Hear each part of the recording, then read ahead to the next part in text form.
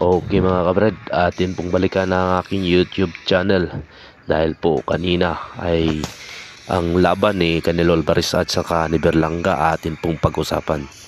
At ito nga po mga kaibigan, isa nga pong magandang pagkakataon na napalaban itong si Berlanga kay Canelo Alvarez at napakalaking kitaan po yun.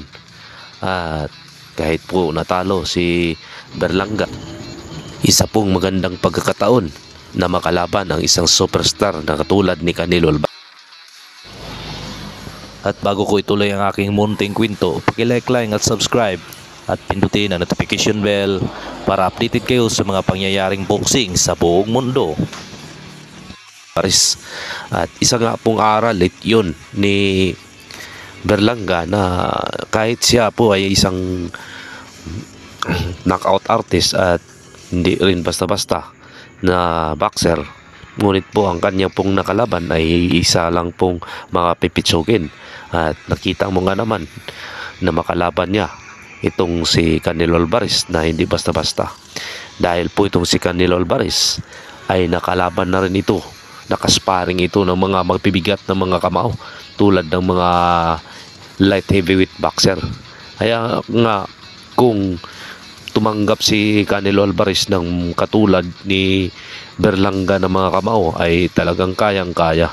Ngunit pag si Canelo Alvarez naman nakabitiw ng isang pagkakataon at katulad po ni Canelo Alvarez na isa pong professional, na isa pong legend, ay hindi po yun tumitira ng hindi po yun tumitira na hindi tatama sa katawan, na kung saan ang yung titirahin yung saan ka mahina, tulad po ng mga muntik na manakaut kanina si Berlanga nang tinira siya dito sa tagiliran, at nang mayroon ring tinira si Canelo Alvarez, buti na lang hindi tinamaan si Berlanga sa panga, dahil kung tinamaan yun, katulad siya sa mga nakalaban ni Canelo Alvarez na biktima sa kaya nga nung in-interview si Berlanga ay nagpapasalamat siya na walang mangyari sa kanya at hindi siya nasaktan sa laban na yun. At talaga nga namang ang kanya pong nakalaban ay isa nga po pala talaga na idolo niya nung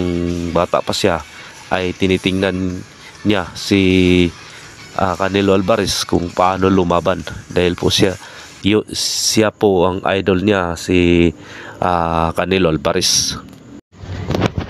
At ito ang payo ni Canelo Alvarez kay Berlanga na huwag siyang mag-alala, dahil nung katulad rin siya noon nung nagedad pa siya ng katulad ni Berlanga, natalo rin siya kay Floyd Mayweather. Kaya yung pagkatalo niya, isang aral yun para umasinso sa pagiging boksingero.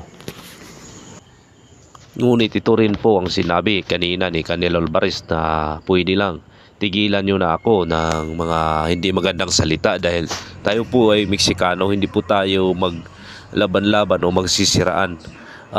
Darating rin daw na araw kung ano ang gusto nyong makalaban. Darating rin ang araw na makalaban ko yan ng hinihingi nyong laban.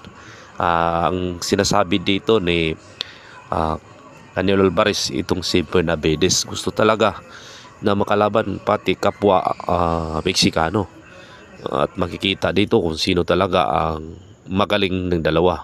Ngunit po para sa akin, kung puro man lang kung si Canelo Alvarez at saka si Benavides, kung isang Pilipino yun, ay hindi rin maganda pakinggan na maglaban ng kapwa Pilipino. Ngunit po mga kaibigan, iba po ang mga Meksikano.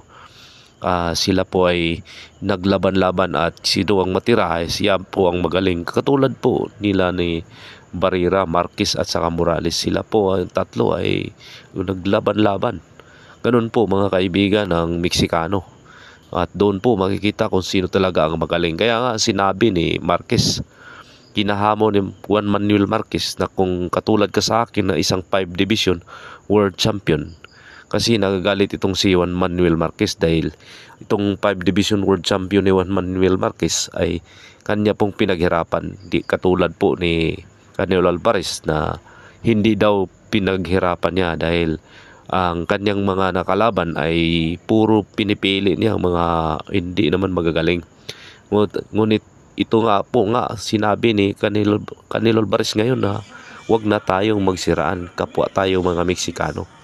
At ngayon po lumalaban po siya ng nakabata pa sa akin at nakakabata pa. 2 bisis na pwede daw hinto na ninyo ang marami mong paninirang salita tungkol sa akin.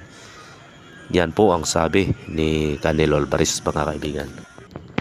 May iba naman po tayo mga kaibigan. Itong si Canelo Alvarez ay kung ating ihambing kay Manny Pacquiao, sa edad ni Manny Pacquiao ay naging 8 division na si Manny Pacquiao sa edad niyang 35. At nakalaban niya si Mosley, Miguel Cotto, ganun mga kaibigan. Pero dumaan rin si Manny Pacquiao na mga may bibigat na pagkatalo tulad ng natalo siya kay Juan Manuel Marquez at kay